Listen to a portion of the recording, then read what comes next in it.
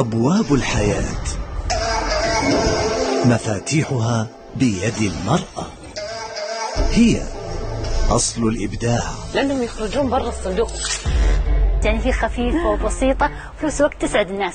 الإلهام، الجمال، هي جميلة بطريقتها، تخلي في بصمة خاصة على صفحات التاريخ صاحبة بصمة. صراحة هي تستحق جدا. هي تبني الجسور للمستقبل. المرأة هي الصبور، المرأة هي اللي تتحمل، المرأة هي اللي تشيل. بالحنان والإصرار والقوة. من تاريخ وحضارة وقصص، إذا أعطوا من قلب.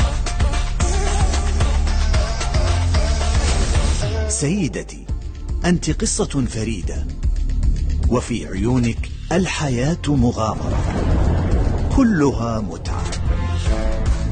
سيدتي، يوميا 5:00 مساء على خليجية.